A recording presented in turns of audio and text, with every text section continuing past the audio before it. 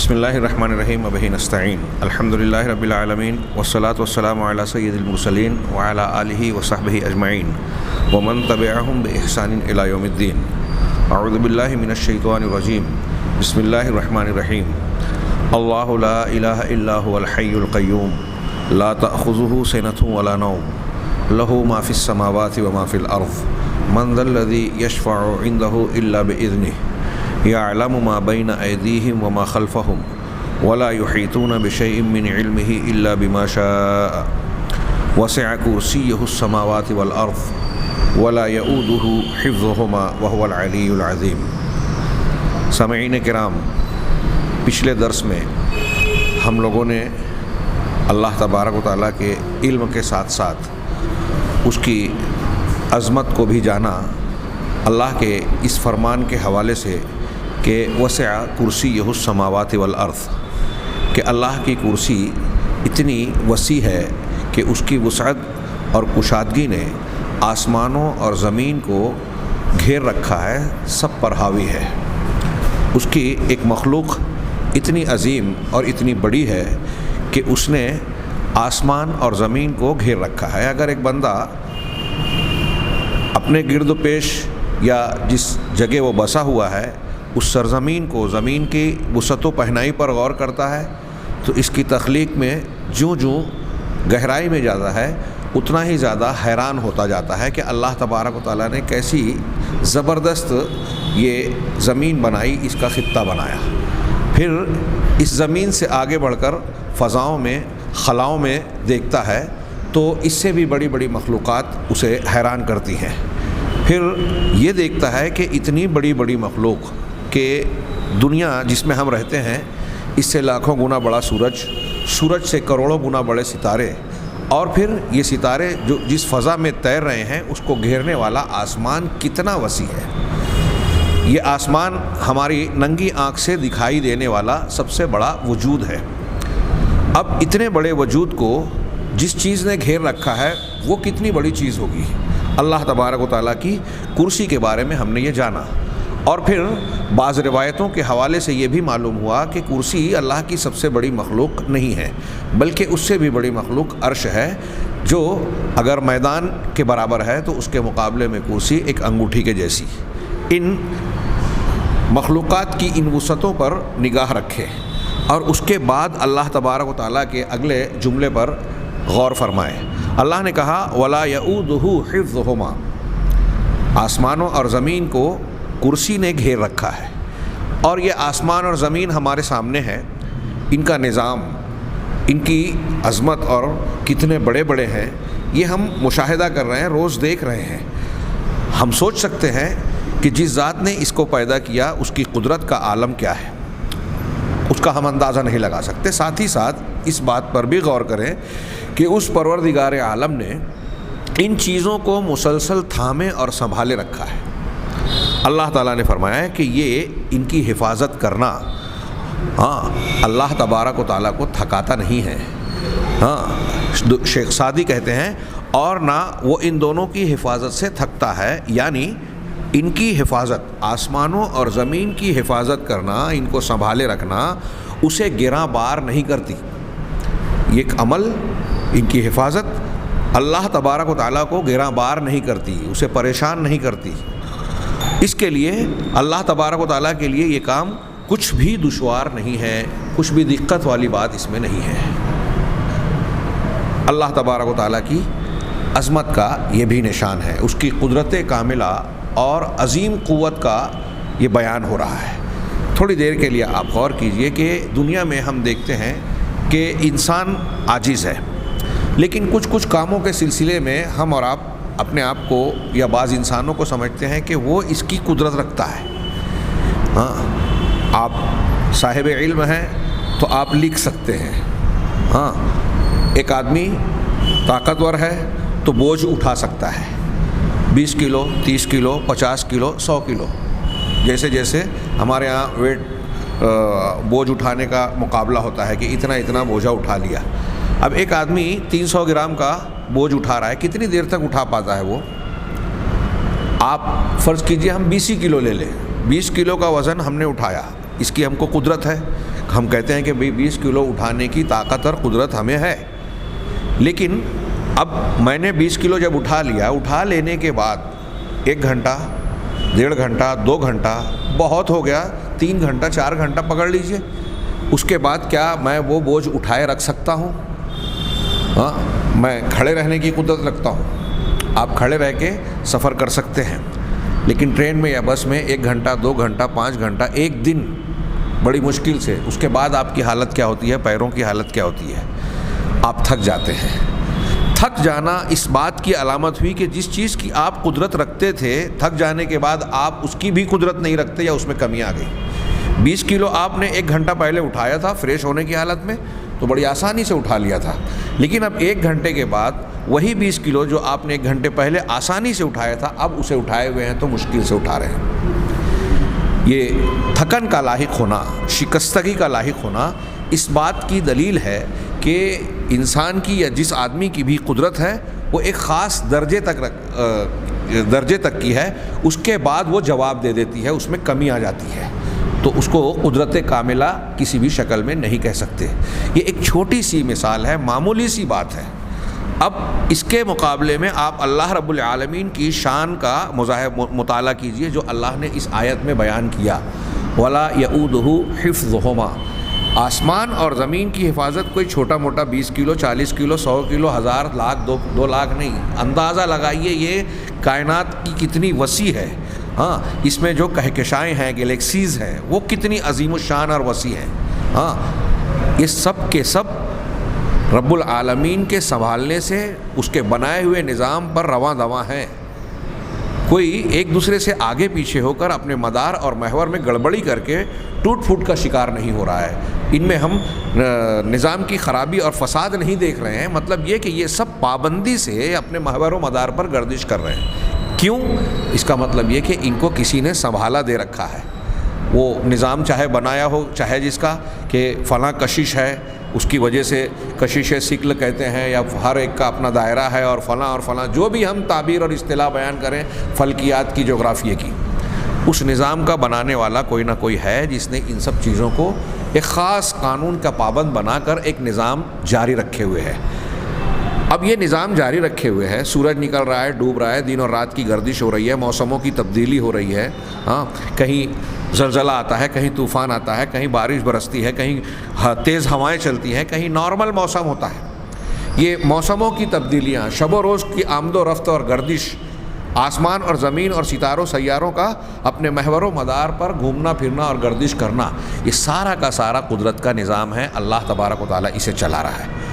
اسے چلانے میں، اسے سنبھالنے میں اللہ رب العزت کہہ رہا ہے کہ اسے تھکاوٹ لاحق نہیں ہوتی۔ کیا یہ کوئی معمولی بات ہے؟ کائنات میں اللہ تبارک و تعالیٰ کے علاوہ کوئی ہستی، کوئی ذات، کوئی مخلوق، کوئی فرشتہ، کوئی پیغمبر، کوئی بھی ذات ایسی ہے اس درجے کی؟ آسمان اور زمین کو سنبھالنا بعد کی بات ہے۔ توحید کی ایک دلیل کے طور پر اگر آپ یوں غور کریں کہ دنیا میں جن جن لوگوں کو اللہ کے علاوہ پوجا جاتا ہے، بڑی اہم دلیل ہے، غور سے سنیے، کہ جن جن چیزوں کو، معبودوں کو، شخصیتوں کو پوجا جاتا ہے، وہ آسمان اور زمین کے بعد پیدا ہوئی ہیں عموماً۔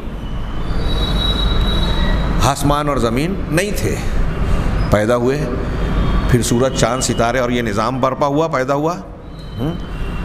انسانوں کی تخلیق اس کے بہت بعد میں بھی، حضرت آدم علیہ السلام آسمان اور زمین کے بہت لمبے عرصے کے بعد پیدا ہوئے، جیسا کہ حدیثوں میں موجود ہے۔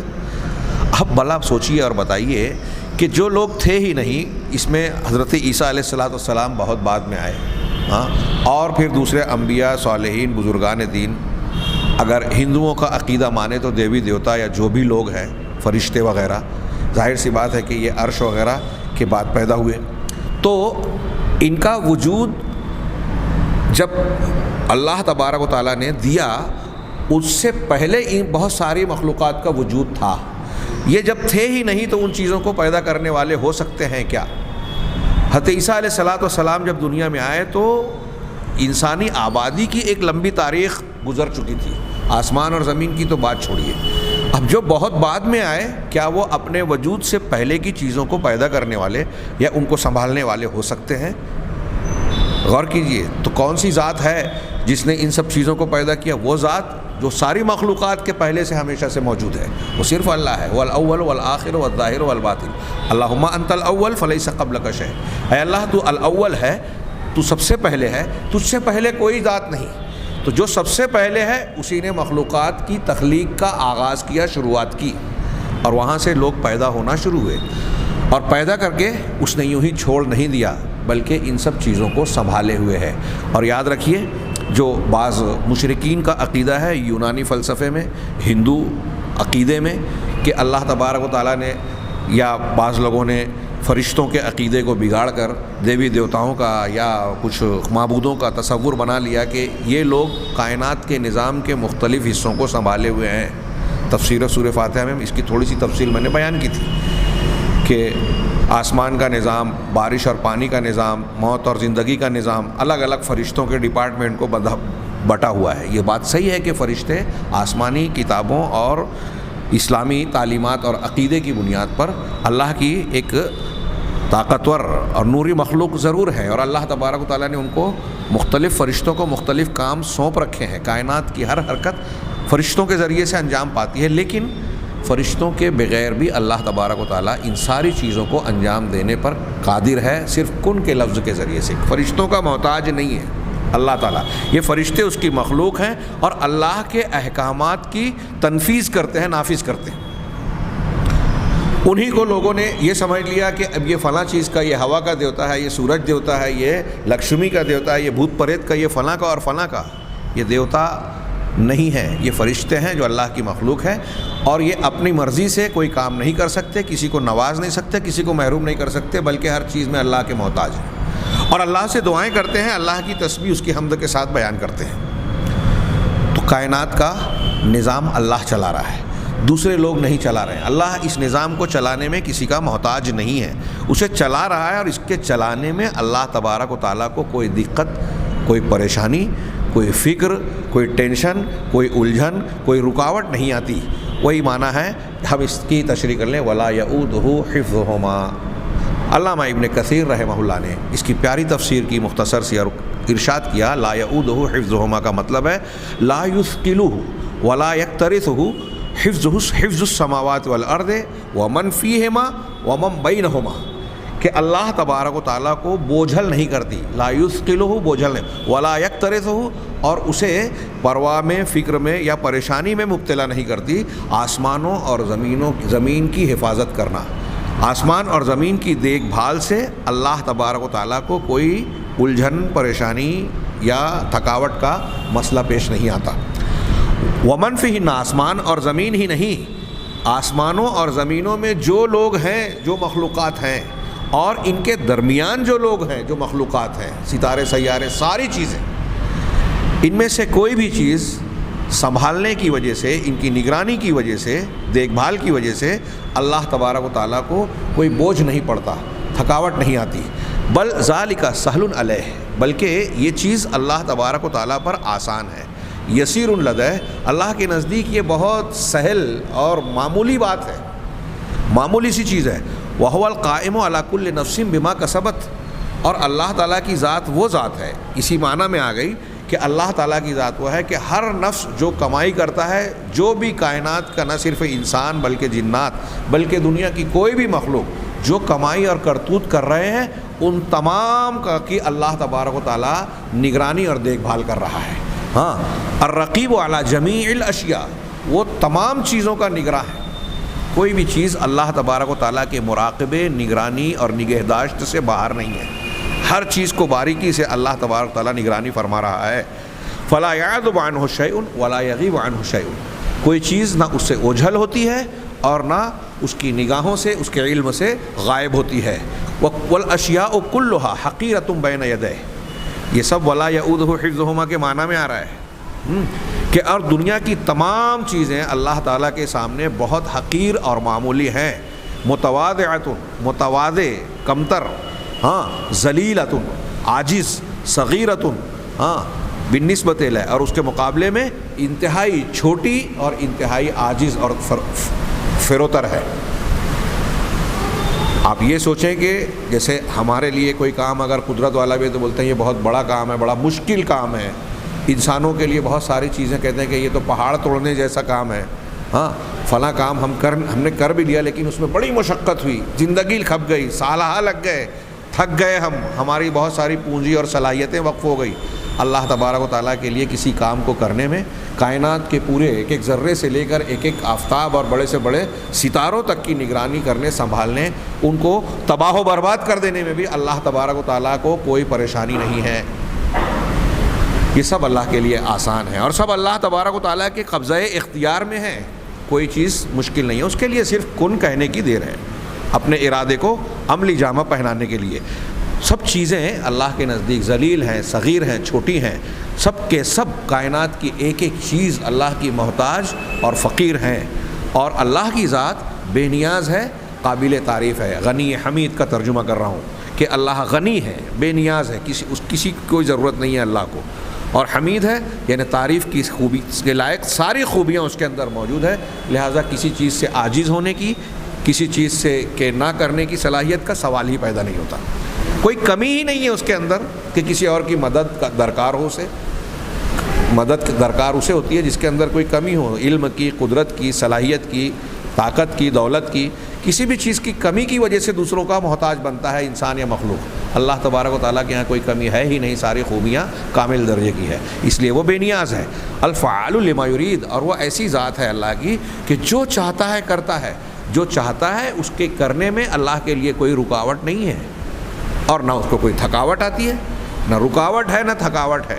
اس لیے کہ اس کی قدرت کاملہ ہے، ہر چیز پر قوت اور اختیار رکھتا ہے. الذی لا یسأل عما یفعل، یہ وہ ذات ہے اللہ کی کہ جو اللہ کرتا ہے اس پر اس سے سوال نہیں کیا جا سکتا. ہاں وہم یسألون، ہاں مخلوق سے سوال کیا جائے گا. بڑا پیارا جملہ ہے، قابل تشریح ہے، لیکن تقدیر کے بحث میں انشاءاللہ ہم اس پر گفتگو کریں گے کہ اللہ تبارک و تعالیٰ کے بارے میں بہت سارے لوگ سوال کرتے ہیں نا، اللہ نے ایسا کیوں کیا. اگر اعتراض کے طور پر یہ کر رہے ہیں تو یہ ان کی بندگی کے منافی بات ہے اور رب کی ربوبیت اور اس کی عظمت کے خلاف بات کر رہا ہے بندہ. اگر اللہ تعالیٰ کے کسی کام کے بارے میں ہم یہ سوال کرتے ہیں کہ اللہ نے یہ کیوں کیا، تاکہ ہم اس کی حکمت اور مقصد کو جانیں اور اس کی عظمت و کبریائی کا مزید ہمارے دل و دماغ پر اثر بڑھے، تو یہ چیز اچھی ہے. لیکن اللہ تبارک و تعالیٰ پر اعتراض نہیں کیا جائے گا کہ ایسا کیوں کیا. تو نے حضرت ابراہیم علیہ السلام کے باپ کو مشرک کیوں بنا دیا، ان کو ہجرت پر مجبور کیوں کر دیا. اب آج کے تاریخ میں ہم اس کی حکمتیں جانتے ہیں، سمجھ گئے ہیں، لیکن آج جو ہمارے ساتھ واقعات ہوتے ہیں اس پہ ہم سوال کرتے ہیں کہ ارے بھائی ہمارا ہی گھر ملا، آج کا ہمارا موقع ملا کہ ہمارے گھر میں ایسی بیماری ہو گئی، ایسی مصیبت آ گئی، اللہ نے ایسا کیوں کیا. تو اللہ تعالیٰ سے سوال نہیں کیا جائے گا کہ کیوں کیا. وہ حکیم ہے، وہ علیم ہے، وہ قادر ہے، قدیر ہے. ہاں وہم یسألون، لوگوں سے سوال کیا جائے گا کہ آپ ایسا کیوں کر رہے ہیں. وہو القاہر لکل شیء، وہ ہر چیز پر قابو اور تسلط رکھتا ہے. قاہر یعنی کسی چیز پر پورا کا پورا اختیار رکھنا، اقتدار والا ہونا اور تسلط رکھنا، جیسے چاہے اس پر اپنا حکم نافذ کرے. ہاں الحسیب علی کل شیء، ہر چیز کا حسیب ہے یعنی حساب لینے والا، محاسب، اس کا جائزہ اور حساب اس کے پاس موجود ہے. ہر چیز کا حساب، باریک سے باریک معاملہ. الرقیب العلی العظیم، کہ وہ ایسی ذات ہے جو الرقیب ہے، نگراں ہے، علی ہے، بلندی اور عظمت والی ہے. علی بلندی والی، العظیم، ان دونوں ناموں کی تشریح اگلے دروس میں آ رہی ہے انشاءاللہ. لا الہ غیر ولا رب سواہ، اس کے سوا کوئی معبود برحق نہیں اور اس کے سوا کوئی قابل عبادت نہیں ہے. یہ علامہ ابن کثیر رحمہ اللہ نے ولا یعودہ حفظہما کی تشریح کرتے ہوئے کہا، کیونکہ یہ جملہ اللہ تبارک و تعالیٰ کی عظمت، اس کی قوت اور قدرت کے کمال کو بیان کر رہا ہے. چنانچہ یہ خود توحید کی ایک شاندار دلیل ہے، وہ دعویٰ جو آیت الکرسی کے آغاز میں کیا گیا تھا، اللہ لا الہ الا ہو، اللہ اس کے سوا کوئی معبود برحق نہیں ہے. کیوں نہیں ہے؟ اس لیے کہ وہ الحی ہے، دوسرا الحی کوئی ہے ہی نہیں. وہ القیوم ہے، لا تأخذہ سنۃ ولا نوم، یہ ساری اس کی شان ہے، ایسا کوئی بھی نہیں ہے۔ اسی شان میں سے ایک یہ ہے کہ وہی ہے جو آسمان اور زمین کو سنبھال رہا ہے، اور آسمانوں اور زمینوں کو سنبھالنا اس کو تھکاوٹ میں مبتلا نہیں کرتا۔ شیخ عبدالرزاق اس کی تھوڑی تشریح کرتے ہیں اور بیان کرتے ہیں کہ ان آسمانوں اور زمین دونوں کی نگرانی اور حفاظت میں اس کے لیے کوئی تھکاوٹ نہیں۔ یہ بھی آگے وہ کہتے ہیں یہ بھی اللہ کی عظمت اور اس کی قدرت و قوت کے کامل ہونے کا بیان ہے۔ گزشتہ سطور میں ہم اس بات سے واقف ہو چکے ہیں، یعنی انہوں نے کتاب میں لکھا کہ پچھلی عبارتوں میں ہم یہ بات بیان کر چکے ہیں کہ قرآن میں آنے والی نفی، یعنی اللہ کی ذات و صفات سے متعلق جب یہ کہا جاتا ہے کہ اللہ ایسا نہیں ہے، لا تأخذہ سنۃ ولا نوم والی آیت شروع میں گزری تھی کہ اللہ کی ذات وہ ہے کہ اسے نیند اور اونگ لاحق نہیں ہوتی، یہ نفی ہے کہ ایسا نہیں ہوتا۔ تو ہم نے ایک قاعدہ پڑھا تھا، وہاں میں نے کچھ تشریح بھی کی تھی، کتاب سے بھی سنایا تھا کہ اللہ تبارک و تعالیٰ کی ذات سے متعلق قرآن حدیث میں جہاں بھی نفی آتی ہے وہ نفی محض نہیں ہوتی، یعنی اللہ ایسا نہیں ہے جب کہا جاتا ہے تو اس کا مطلب صرف انکار یا نفی نہیں ہوتا، بلکہ اس نفی کے مقابلے میں آگے کہہ رہے ہیں بلکہ وہ نفی کردہ چیز کی مخالف صفت کے ثبوت کمال پر مشتمل ہوتی ہے۔ جیسے اس کی وہاں کچھ تفصیل گزر چکی، یہاں ایک مزید حاشیہ میرا ہی لگایا ہوا ہے، یعنی جس صفت کی نفی ہو رہی ہے اس کی مخالف صفت کا کامل ہونا اس سے ثابت ہوتا ہے۔ جیسے مثال کے طور پہ ظلم ایک صفت ہے، اب ہم اللہ سے اس کی نفی کر رہے ہیں، قرآن میں بھی ہے کہ اللہ تعالیٰ وہ ذات ہے جو ظلم نہیں کرتا، وَلَا يَظْلِمُ رَبُّكَ أَحَدًا، تمہارا پروردگار کسی پر کچھ بھی ظلم نہیں کرتا، ہے نا۔ تو ظلم نہیں کرتا، یہ ایک ظلم کرنے کی نفی ہوئی، ہم نے کہا ایسا نہیں ہے اللہ، تو اس کا ایک دوسرا مطلب کیا ہوا، یا اس کا مخالف ظلم کی ضد جو ہے یعنی عدل کرنا، انصاف کرنا، تو اس سے اس کے عدل و انصاف کا کمال ثابت ہوتا ہے۔ جب ہم یہ کہتے ہیں کہ اللہ ظلم نہیں کرتا تو اس کا دوسرا مطلب یہ ہوا کہ اللہ انصاف کرنے میں کامل درجے کا ہے۔ اگر اس کے انصاف میں کچھ کمی ہو جائے گی تو ظلم کا وصف پیدا ہو جائے گا، اور اللہ ظلم کے وصف یا ظلم کی صفت سے بالکل بری ہے، اس کا مطلب یہ کہ ظلم کی جو ضد ہے، یہ ظلم خامی ہے، نقص ہے، عیب ہے، اور ظلم کی جو ضد ہے عدل و انصاف، حقدار کو حق دینا، یہ انصاف ہے، یہ خوبی کی بات ہے، کمال کی بات ہے۔ تو جب ہم نے خامی کی نفی کی کہ ظلم نہیں کرتا تو اس کے ضد والی جو خوبی ہے یعنی انصاف، مطلب وہ اس میں کامل ہے۔ اس کی قدر وضاحت لا تأخذہ سنۃ ولا نوم میں ہم کر چکے ہیں۔ لہٰذا اللہ کے قول لا یعودہ کا معنی یہاں بھی ایسے ہی جملہ ہے کہ اللہ تبارک و تعالیٰ کو پریشانی میں نہیں ڈالتی، تھکاوٹ میں مبتلا نہیں کرتی۔ لا یعودہ کا معنی کیا ہے، اسے فکر و پریشانی میں نہیں ڈالتی، نہ بوجھل کرتی ہے اور نہ تھکاتی ہے۔ کیا چیز؟ حفظہما، یعنی ان دونوں کی نگرانی اور حفاظت، کن دونوں کی؟ آسمانوں اور زمین کی۔ آسمان کئی ہیں، 7 ہیں، تو ان کو ایک جنس کے اعتبار سے ایک کہا، اور زمین کو جنس کے اعتبار سے کہا، دونوں آسمان اور زمین، ان دونوں کی حفاظت اللہ تبارک و تعالیٰ کو بوجھل نہیں کرتی، تھکاتی نہیں، پریشانی میں مبتلا نہیں کرتی۔ اس نفی میں یہ جو کہا کہ اللہ کو تھکاتی نہیں، یہ نفی ہو رہی ہے، تو اس نفی میں اللہ کی قوت و قدرت کے کامل ہونے کا اس بات ہے۔ کیوں؟ کیونکہ تھکن آتی تو یہ چیز قدرت و قوت میں کمی کی علامت ہوتی، جو میں نے ابھی کچھ پہلے وضاحت کر کے سمجھانے کی کوشش کی۔ تھکن کا نہ آنا دلیل ہے کہ وہ کامل قدرت اور کامل قوت والا ہے، اس کی قوت اور قدرت میں کوئی کمی نہیں ہے۔ اس میں یہ بھی ہے کہ اللہ سبحانہ و تعالی حفیظ یعنی محافظ ہے، جو آسمانوں اور زمین کی حفاظت کرتا ہے اور ان سب کو سنبھالے اور تھامے ہوئے ہے، ان کا نظام قائم رکھے ہوئے ہے۔ جیسا کہ اللہ سبحانہ و تعالیٰ کا قرآن مجید میں ارشاد ہے، ان اللہ یمسک السماوات والارض ان تزولا ولئن زالتا ان امسکہما من احد من بعدہ انہ کان حلیما غفورا۔ سورہ فاطر آیت نمبر 41 میں اللہ نے فرمایا کہ یقیناً آسمانوں اور زمین کو اللہ ہی تھامے ہوئے ہے۔ یہ آسمان اور زمین کا جو نظام قائم ہے اور ہم کو پرسکون انداز میں یہ موجود اور اپنے نظام قدرت پر رواں دواں نظر آ رہے ہیں، تو ان کو تھامے ہوئے کون ہیں؟ کیوں تھامے ہوئے ہیں؟ ان آسمانوں اور زمین کو اللہ ہی تھامے ہوئے ہے کہ وہ اپنی جگہ یعنی اپنے محور و مدار سے ٹل نہ جائیں، ان کو زوال سے، زائل ہونے سے، ٹل جانے سے اللہ نے روک رکھا ہے، اور اگر وہ ٹل جائیں آسمان اور زمین اپنی جگہ سے ہٹ جائیں، ہل جائیں، ہاں، تو پھر اللہ کے سوا ایسا کوئی بھی نہیں جو ان کو تھام سکے۔ ان کو کوئی اللہ کے علاوہ چلا بھی نہیں سکتا، اور اگر یہ چلتے ہوئے بگڑ جائیں، ان کے اندر فساد پیدا ہو جائے، تو کائنات کی کوئی ہستی ہے، کوئی نبی، کوئی پیغمبر، کوئی پیر، کوئی ولی، کوئی بزرگ یا انسانوں کی جماعت، کوئی آج کی حکومت؟ آج ہم دیکھتے ہیں کہ بارش رک جاتی ہے تو انسان محتاج ہو جاتا ہے، آسمان کی طرف دو آنکھیں اٹھاتا ہے۔ کرونا وائرس کے پھیلاؤ کے وقت جو ہے بڑے بڑے دنیا کے بڑے بڑے حکمرانوں نے، یہاں تک کہ آج کی موجودہ دنیا میں سب سے پاورفل ملک کے سب سے پاورفل صدر صاحب نے لوگوں سے گزارش کی، یہاں تک کہ مسلمانوں سے بھی، کہ اللہ تعالیٰ سے دعا کرو، دعا مانگو کہ اللہ اس وبا سے، اس مصیبت سے ہم کو نجات دے دے۔ ہاں، انسان کتنا عاجز و بے بس ہے، صرف ایک بیماری کا ایک وائرس دنیا میں پھیلا تو انسان جو ہے اس کے آگے گھٹنے ٹیکنے پر مجبور ہے۔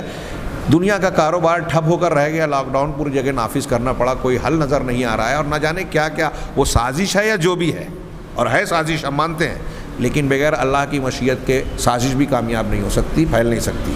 تو بہرحال جو بھی کچھ ہو رہا ہے یہاں انسان کی عاجزی ظاہر ہو رہی ہے، اور دنیا کے جتنے بڑے بڑے ڈاکٹرز ہیں، بڑے بڑے حکمراں ہیں، چاہے جس فن کے ماہر ہوں، وہ آخر میں یہی کہنے پہ مجبور ہیں کہ اس مصیبت سے نجات دلانے کی طاقت اور قوت صرف اللہ میں ہے۔ ایک وائرس کو کنٹرول کرنا اللہ کی قدرت میں ہے، یہ انسان آج مان رہا ہے، لیکن اتنی بڑی حقیقت کو جو قرآن نے بیان کیا کہ آسمان زمین کا یہ سارا نظام جو چل رہا ہے، آپ اور ہم سانس لے رہے ہیں، جی رہے ہیں، صحت مند ہیں، اور بہت ساری مصیبتوں سے محفوظ ہے۔ اللہ کے رسول صلی اللہ علیہ وسلم نے فرمایا کہ رات جب ہو نا تو تم گھر میں ہو جاؤ، اللہ کا نام لے کے ہر کھانے پینے کی چیز کو ڈھانک دو، اگر کوئی چیز نہ ہو تو ایک لکڑی ہی بسم اللہ کہہ کے برتن کے بیچ میں رکھ دو، کیونکہ تم نہیں جانتے کہ رات میں آسمانوں سے کیسی کیسی بلائیں نازل ہوتی ہیں، اللہ تمہاری حفاظت کرتا ہے۔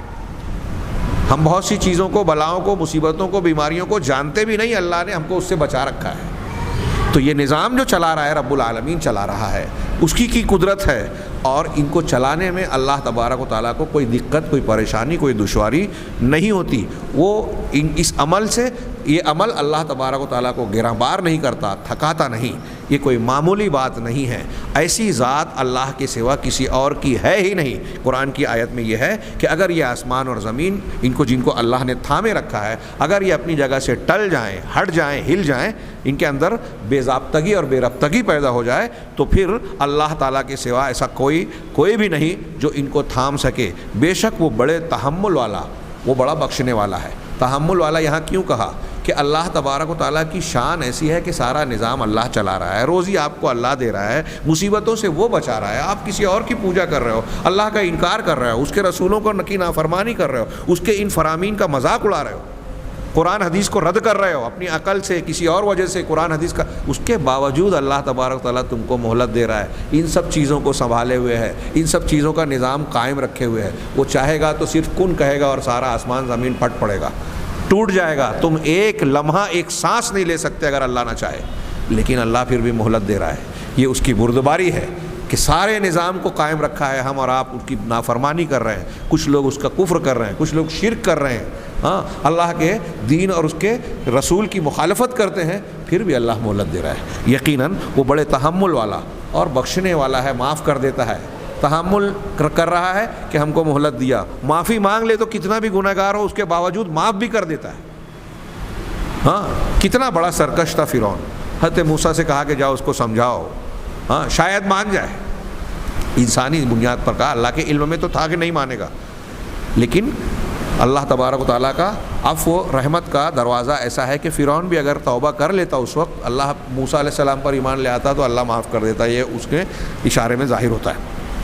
ایک جگہ اللہ تعالیٰ نے ارشاد فرمایا قرآن میں، وَمِنْ آیَاتِهِ أَن تَقُومَ السَّمَاءُ وَالْأَرْضُ بِأَمْرِهِ، اور یہ سورہ روم کی آیت ہے، اور اللہ کی نشانیوں میں سے ایک نشانی یہ بھی ہے کہ آسمان اور زمین اسی کے حکم سے قائم ہیں، اسی کے حکم سے سنبھلے اور تھمے ہوئے ہیں، یہ نظام چل رہا ہے اللہ کے حکم سے، یہ اللہ تبارک و تعالیٰ کی ایک نشانی ہے۔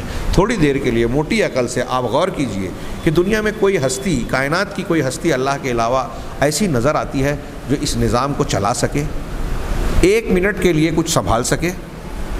ہاں، آپ دیکھتے ہیں دنیا میں ایک بڑا منسٹر، وزیر، بادشاہ بڑی دعوت کرتا ہے، شادی کرتا ہے، تو کبھی کبھی ایسا نظر آتا ہے کہ پورے شہر کو دعوت دی، تو وہ ایک تاریخ بن جاتی ہے کہ شہر کے سارے انسانوں کو کھانا کھلا ایک وقت. میں تفصیل میں نہ جاتے ہوئے صرف ایک سرسری طور سے سوال کروں, آپ گہرائی میں جاتے جائیے کہ کیا ہم اور آپ یا دنیا کا کوئی انسان کتنا بڑا بھی آج طاقتور انسان ہو, ایک وقت دنیا کے جتنے بھی انسان ہیں ان کو کھانا کھلا سکتا ہے؟ ایک وقت دنیا میں جتنے انسان ہیں, چلو دنیا میں نہیں, کسی ایک ملک میں پکڑ لیجیے, ہندوستان کے ملک میں جتنے انسان ہیں, ہمارے یہاں کوئی اتنا پاورفل آدمی ہے یا کوئی اس طرح کی طاقت رکھتا ہے کہ ایک وقت کھلا لے,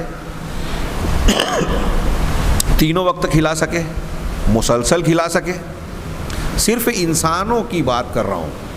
ابھی گائے بیل, بھیڑ بکریاں, بلی کتے اور دوسرے بہت سارے جاندار اور حیوانات جو ہمیں نظر آ رہے ہیں اور وہ جو ہمیں نظر نہیں آ رہے ہیں وہ الگ ہے. ان کو ہر وقت جب ان کو بھوک لگتی ہے ان کو ان کی غذا مل جاتی ہے. ان کے پرندوں کو, چرندوں کو آپ دیکھیے, گھر سے نکلتے ہیں تو کوئی گھر میں راشن نہیں ہے ان کے گھونسلوں میں, صبح نکل رہے ہیں تو کوئی ٹھکانہ نہیں ہے کہ کہاں جائیں گے, لیکن شام کو جب لوٹتے ہیں تو پیٹ بھرا ہوتا ہے. معمولی بات ہے یہ انتظام کون کر رہا ہے؟ یہ کیا خود بخود ہو رہا ہے؟ یہ اللہ تبارک و تعالیٰ کی ربوبیت ہے, اس کی عظمت ہے, اور کائنات کا جو نظام وہ سنبھال رہا ہے اس کا ایک معمولی سا ایک پہلو اور ایک حصہ ہے. ایسی کتنی چیزیں ہیں جو اللہ تبارک و تعالیٰ سنبھالے ہوئے ہے, آسمانوں میں, زمین میں, پانی میں, پہاڑوں میں, فضاؤں میں, انسان کے اندر, جنات کا ان کے جسم کے اندر کا نظام. ہمارے جسم میں جب سب کچھ ٹھیک ٹھاک ہے تو ہم بیماری سے محفوظ ہیں. اللہ تعالیٰ نے چاہا تو کسی کو کینسر دے دیا, کسی کو وائرس HIV دے دیا, کسی کو کورونا دے دیا, کسی کو کوئی بیماری دے دی, کسی کو کوئی بیماری دے دی, اور پھر کسی کو چاہا تو پھر اس بیماری سے شفا بھی دے دی. یہ ساری چیزیں اللہ تبارک و تعالیٰ کی شان اور اس کے نظام چلانے کے اندر داخل ہے. تو یہ کون سی ذات ہے؟ کیا کوئی کائنات کی کسی ہستی کے بارے میں ایسا ہم تصور کر سکتے ہیں اللہ کے علاوہ؟ کوئی نہیں ہے. کتنی زبردست اور عظیم دلیل ہے یہ توحید کی. جب صرف اللہ ہی ایسا ہے تو پھر کسی اور کو ہم اللہ کا حق کیوں دیں, کس بنیاد پر دیں؟ ہاں, یقیناً یہ اللہ تبارک و تعالیٰ کے منفرد اور متفرد ہونے کی بہت شاندار, جاندار اور ایسی واضح دلیل ہے کہ دنیا کا موٹی سے موٹی عقل والا, نہ پڑھا لکھا ہوا آدمی بھی اسے آسانی سے سمجھ سکتا ہے.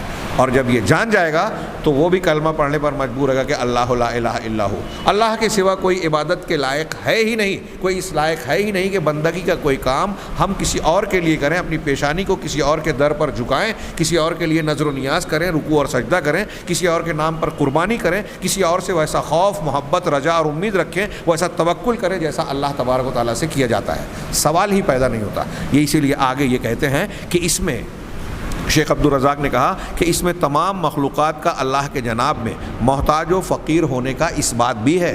اللہ سب کو سنبھالے ہوئے ہے, مطلب سب اللہ تبارک و تعالیٰ کے سنبھالنے کے محتاج ہیں. وہ روزی دے رہا ہے تو ہم کھا رہے ہیں, وہ صحت مند رکھا ہے تو ہم صحت مند ہیں, اس نے موسموں کی تبدیلی اور ماحول کو سازگار رکھا ہے تو ہم اس میں ٹھیک ٹھاک ہیں.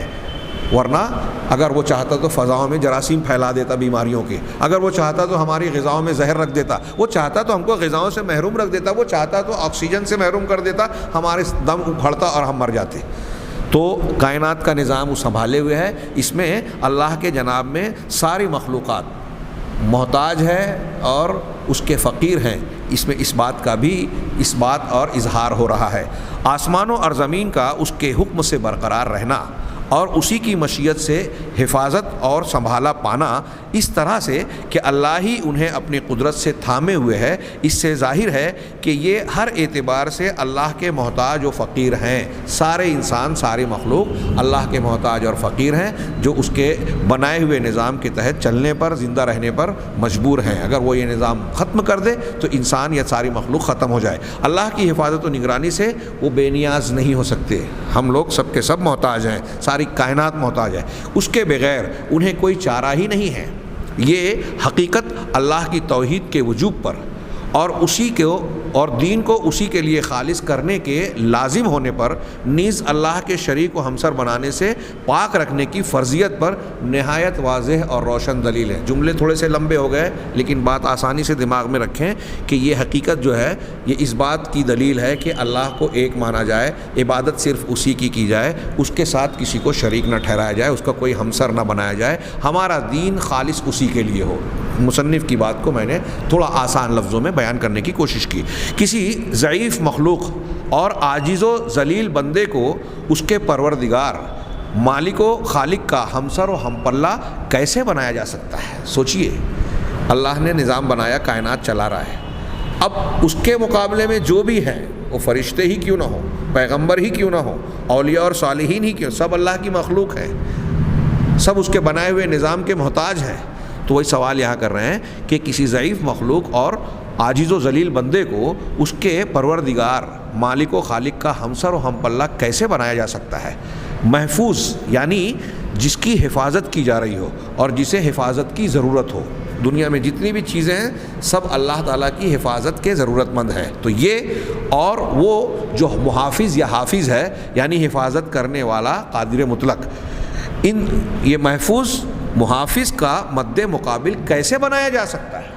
ہم حفاظت کیے جا رہے ہیں، ہم محفوظ ہیں، اللہ محافظ اور حافظ ہے ہمارا، ان دونوں کو ایک دوسرے کا مد مقابل بنایا جا سکتا ہے کیا؟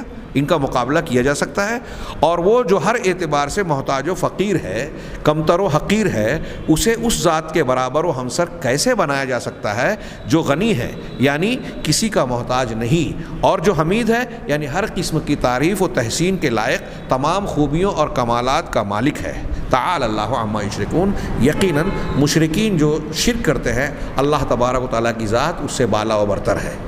یہ جو شرک کرتے ہیں یہ خاک کو رب الارباب سے ملا رہے ہیں۔ ہاں، علامہ ابن قیم رحمہ اللہ فرماتے ہیں، شیخ عبدالرزاق نے علامہ ابن قیم کا بڑا پیارا قول نقل کیا، یہ جن لوگوں کو اللہ کے مقابل شریک بنایا جا رہا ہے اور اللہ، دونوں کا موازنہ کیا کہ اس کو اس کے مد مقابل آپ کیسے کر سکتے ہیں، اور اگر کوئی کرتا ہے تو اس سے بڑا ظلم، اس سے بڑی ناانصافی، اس سے بڑا گناہ اور کیا ہو سکتا ہے۔ علامہ ابن قیم کے الفاظ کا ترجمہ ملاحظہ فرمائیں، وہ کہتے ہیں کہ یہ انتہا درجے کی جہالت اور ظلم ہے، بھلا خاک کو رب الارباب کے مساوی کیسے کیا جا سکتا ہے؟ خاک یعنی مٹی، انسان مٹی سے پیدا ہوا، تو یہ کہہ رہے ہیں خاک، اب وہ کوئی پیغمبر ہی کیوں ہو، حضرت آدم علیہ السلام کو اللہ نے مٹی سے بنایا، تو مٹی کو رب الارباب سے برابر قرار دینا ہاں کیسے کیا جا سکتا ہے؟ اور غلاموں کو گردنوں کے مالک یعنی آقا، غلاموں کو آقا کے مساوی کیسے کیا جا سکتا ہے؟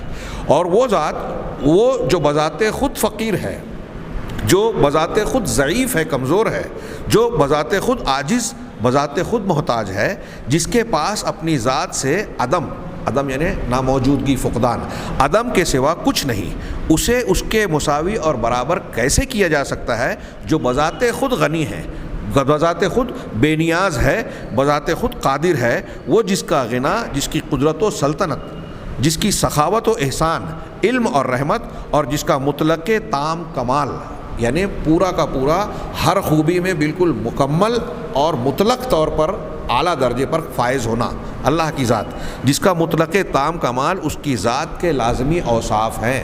یہ اللہ تبارک و تعالیٰ سے جڑی ہوئی اس کے ذات کی لازمی صفت ہے کہ اس کے اندر جو بھی خوبی ہے وہ مکمل ہے اور مطلق ہے، اس کے اندر کوئی نقص، کوئی استثناء نہیں ہے کہ فلاں چیز کا تو عالم ہے اور فلاں چیز کا عالم نہیں ہے، اس کا علم سب چیزوں پر حاوی ہے، فلاں ہر چیز کے اعتبار سے ہر چیز پر قدرت رکھتا ہے۔ تو جس کے اندر ساری خوبیاں ہیں، جو بذات خود غنی ہے، جو بذات خود علیم ہے، جو بذات خود ہر خوبی کا مالک ہے، وہ اس کے برابر ہوگا جو بذات خود ضعیف ہے، کمتر ہے، عاجز اور محتاج ہے، یعنی مخلوق، ساری مخلوق محتاج و فقیر ہے۔ تو کہا اس سے بڑھ کر ناحق اور غیر منصفانہ، یعنی آگے کہتے ہیں کہ اس سے زیادہ گھناؤنا ظلم اور کیا ہوگا، یعنی خالق اور مخلوق کو، عاجز اور قادر کو برابر کر دینا، دونوں کو مساوی بنانا، مخلوق کو اور خالق کو، اللہ کو اور بندوں کو ایک جیسا ماننا، اس سے زیادہ گھٹیا گھناؤنا ظلم اور کیا ہوگا، اس سے بڑھ کر ناحق اور غیر منصفانہ فیصلہ اور کیا ہوگا کہ جس کا کوئی نظیر و مثیل نہیں، اسے خود اس کی مخلوق کے برابر کر دیا جائے۔ اللہ کی ذات کا کوئی مثال نہیں ہے، اس کے کوئی مماثل نہیں ہے، اس کو ان کے برابر کیا جائے جو خود اس کی مخلوق ہے، یہ کیسی کیا انصاف کی بات ہے؟ جیسا کہ اللہ تعالیٰ نے خود ارشاد فرمایا کہ الحمدللہ الذی خلق السماوات والارض وجعل الظلمات والنور ثم الذین کفروا بربہم یعدلون، کہ تمام تعریفیں، یہ سورہ انعام کی بالکل ابتدائی آیتیں ہیں کہ تمام تعریفیں اللہ تعالیٰ اللہ ہی کے لائق ہیں جس نے آسمانوں اور زمین کو پیدا کیا، تاریکیوں اور نور کو بنایا، آسمان اور زمین کو پیدا کیا، تاریکی اور نور کو بنایا۔ آسمان اور زمین یہ مادی چیزوں میں، تاریکی اور نور یہ غیر مادی چیز ہم کہہ سکتے ہیں۔ ہاں، اس روشن دلیل کے باوجود پھر بھی کافر لوگ دوسروں کو اپنے رب کے برابر قرار دیتے ہیں۔ تمام تعریف اللہ کے لیے، پیدا اس نے کیا رات اور دن کو، روشنی اور اندھیرے کو، ہاں آسمانوں اور زمین کو، اور یہ کافر اس رب العالمین کے مقابلے میں دوسروں کو کھڑا کرتے ہیں، اس کے برابر بناتے ہیں۔ یعدلون کا لفظ یہاں برابر کا ترجمہ ہم کرتے ہیں، حالانکہ یہاں برابر کا معنی یہ نہیں ہے کہ مشرکین یا کافرین اللہ کے علاوہ کو بالکل اللہ کے ہو بہو مثل مانتے ہوں، نہیں۔ اللہ کے برابر ماننے کا مطلب یہ کہ اللہ کے کچھ حقوق جو ہے مخلوق کو، اپنے معبودوں کو، اپنے ان لوگوں کو جن کی وہ اللہ کی طرح تعظیم اور عبادت کیا کرتے تھے، ان کو دیتے تھے۔ ہاں، چنانچہ شرک کرنے والا شخص آسمانوں اور زمین کو پیدا کرنے والی اور اندھیروں اور اجالے کو بنانے والی ذات کو اس کے برابر کر دیتا ہے۔ ہاں، جو آسمانوں اور زمین میں ایک ذرے کے برابر کا بھی نہ اپنے نفس کے لیے اختیار رکھتا ہے، نہ اپنے علاوہ کسی دوسرے کے لیے۔ یعنی شرک کرنے والا اس ذات کو جو آسمان اور زمین کی ساری چیزوں کا مالک ہے، ساری چیزوں کا خالق ہے، اس کے برابر کس کو کر رہا ہے؟ جو آسمان اور زمین میں ایک ذرے کا بھی مالک نہیں ہے اور کسی چیز کا خالق بھی نہیں ہے، دونوں کو برابر کرتا ہے مشرک آدمی۔ بس ہائے افسوس اس برابری پر جو سب سے بڑے اور سب سے گھناؤنے ظلم پر مشتمل ہے۔ یہ کتاب الجواب الکافی سے منقول علامہ ابن قیم کی عبارت ہے۔ یہاں یہ گفتگو ختم ہوئی کہ لا یعودہ حفظہما کی جو تشریح ہم پڑھ رہے تھے، یہاں ان کا بیان ختم ہوا کہ اللہ تبارک و تعالیٰ کو اس کی حفاظت، آسمانوں اور زمین کی نگرانی، حفاظت کرنا، ان کو سنبھالا دینا، اس کو کوئی تھکاوٹ میں مبتلا نہیں کرتا۔ یہ اللہ کی توحید، اس کی عظمت اور اس کی قدرت کاملہ کا زبردست بیان ہے۔ اب اس کی تکمیل اور اس کا ایک انتہائی درجہ آیت الکرسی کے آخری جملے میں ہو رہا ہے، جس میں اللہ نے فرمایا کہ وَهُوَ الْعَلِيُّ الْعَظِيمُ، کہ اور اللہ کی ذات وہ ہے جو العلی ہے، العظیم ہے۔ العلی بہت بلند، العظیم نہایت عظمت والی۔ العلی اللہ تبارک و تعالیٰ کے علو کا اس بات اس میں ہو رہا ہے، اور کئی طرح کا علو ہوتا ہے، اور عظیم میں اللہ کی عظمت کا اس بات ہوتا ہے۔ یہ اللہ تبارک و تعالیٰ کے اسماء حسنہ میں سے دو ایسے زبردست نام ہیں جو اپنے اندر معانی کے سمندر، اللہ تبارک و تعالیٰ کی عظمت و کبریائی کے مختلف پہلو اپنے اندر سمیٹے ہوئے ہیں، اور اس کی تشریح کا محتاج تفصیل ہے۔ اور ایک خاص بات یہ ہے کہ یہ جو پہلا نام ہے العلی ہم نے پڑھا، اس میں علو کئی طرح کا ہوتا ہے۔ علو یعنی بلندی، اللہ تبارک و تعالیٰ کے لیے ہر قسم کے علو کا اس بات ہوتا ہے۔ یہ وہ اللہ تعالیٰ کی صفت اور نام ہے جس کے معنی اور مفہوم کے سلسلے میں اہل سنت اور اہل بدعت میں بڑی لمبی چوڑی گفتگو اور بحثیں ہوئی۔ اگر میں یہ کہوں کہ وہ جو بدعتی لوگ ہیں جو اللہ تعالیٰ کے اسماء و صفات میں قرآن اور حدیث کے منہج سے ہٹ گئے، تحریف کا، تعویل کا، انکار کا یا تشبیہ و تمثیل کا راستہ جنہوں نے اختیار کیا، ان لوگوں میں اور اہل سنت میں جو اسماء و صفات کے باب میں بحث اور نقاش، مباحثہ، مناظرہ ہوا ہے، اس میں سب سے زیادہ جو علامتی طور پر جس صفت پر گفتگو ہوئی، میں سمجھتا ہوں کہ اس میں ہم علو یا العلی کے نام کو پیش کر سکتے ہیں۔ اس موضوع پر باقاعدہ سلف میں مستقل کتابیں لکھی گئیں، جواب الجواب کا ایک سلسلہ چلا، چنانچہ اس سے متعلق کئی اہم گفتگو ہیں۔ اللہ تبارک و تعالیٰ کا ایک نام العلی ہے، ایک نام الاعلی ہے، ایک نام المتعال ہے۔ ہم جب کہتے ہیں اللہ تعالی، اللہ عز و جل کے ساتھ ساتھ اللہ تعالیٰ، تو تعالیٰ بھی دراصل علو سے ہی ہے کہ جس کی ذات بلند ہوئی، بالا تر ہے۔